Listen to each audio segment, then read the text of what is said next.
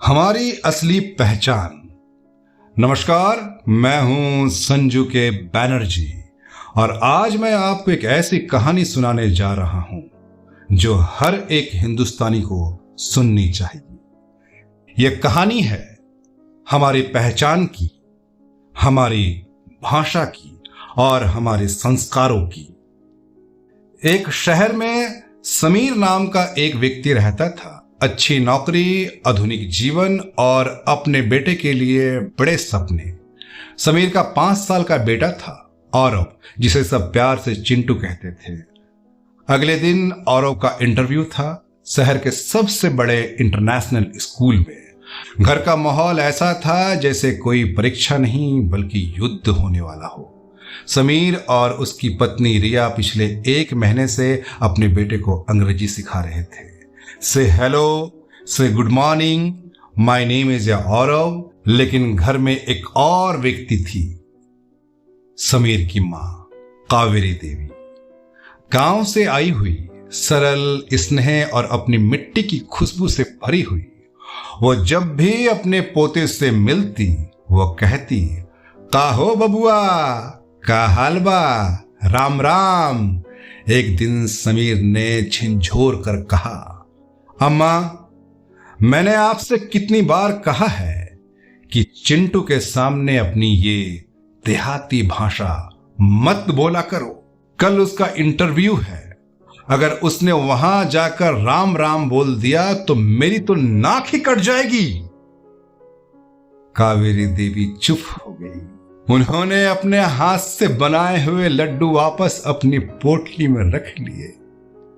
उसका मन था कि पोते को खिलाए, उसे आशीर्वाद दे, लेकिन बेटे के बड़े ठाट बाट के सामने उसकी ममता सहम सी गई।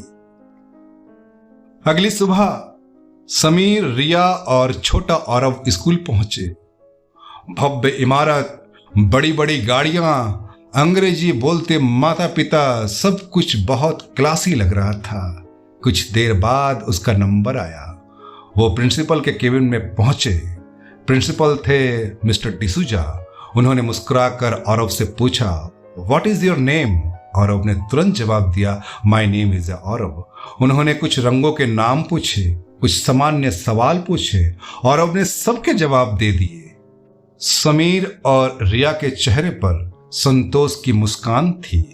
सब कुछ योजनाओं के अनुसार चल रहा था। लेकिन तभी मिस्टर डिसूजा ने एक अलग ही सवाल पूछा। उन्होंने औरव की आंखों में देखते हुए कहा, बेटा, जब आपके घर में कोई बड़ा मेहमान आता है या आप अपने दादा दादी से मिलते हो तो सबसे पहले क्या कहते हो? समीर का दिल धड़कने लगा। रिया की आंखों में भी घबराहट छा गई। ये तो कभी हमने अपने बेटे को सिखाया ही नहीं। समीर ने इशारा से कहा, से गुड मॉर्निंग, लेकिन औरव ने वो नहीं किया। वो अपनी कुर्सी से नीचे उतरा, धीरे से चलकर प्रिंसिपल के पास गया और झुककर उनके पैर छुए। फिर हाथ जोड़कर बोला, प्रणाम गुरुजी, राम राम। कमरे में कुछ पल के लिए सन्नाटा छा गया। समीर को लगा अब तो एडमिशन हाथ से चला गया, लेकिन अगले ही पल कुछ ऐसा हुआ जिसकी किसी ने कल्पना भी नहीं की थी।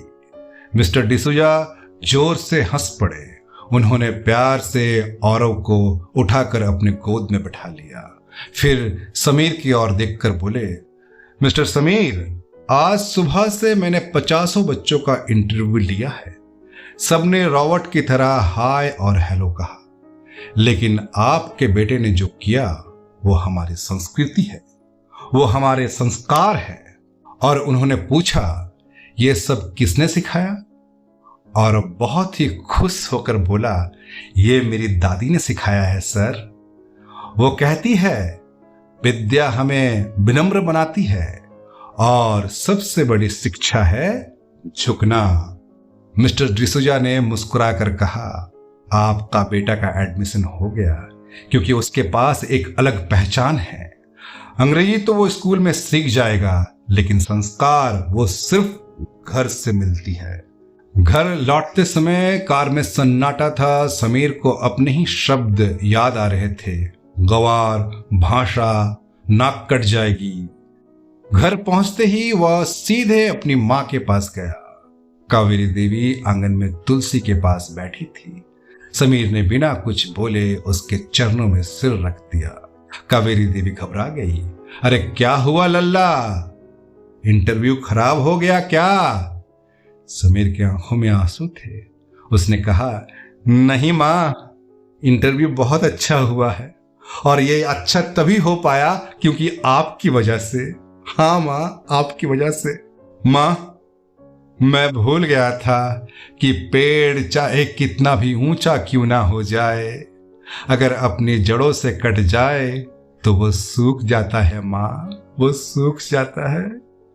उस दिन समीर ने घर में घुसते समय हाय मॉम नहीं बोला। उसने हाथ जोड़कर कहा, राम राम मां। और कावेरी देवी के चेहरे पर जो मुस्कान आई वो किसी भी डिग्री से ज्यादा कीमती थी। अब क्या सीखते हैं इस कहानी से? आधुनिक बनना गलत नहीं है, अंग्रेजी सीखना भी गलत नहीं है, लेकिन अपनी भाषा से शर्म करना, अपने संस्कारों को भूल जाना, यही सबसे बड़ी गलती है। क्योंकि अंग्रेजी एक लैंग्वेज है, लेकिन संस्कार हमारी पहचान है। अगर आपको ये कहानी पसंद आई हो तो कृपया इसे जरूर साझा कीजिए। मैं हूं संजू के बैनर्जी और आप सुन रहे थे एक कहानी हमारी पहचान की। राधे राधे।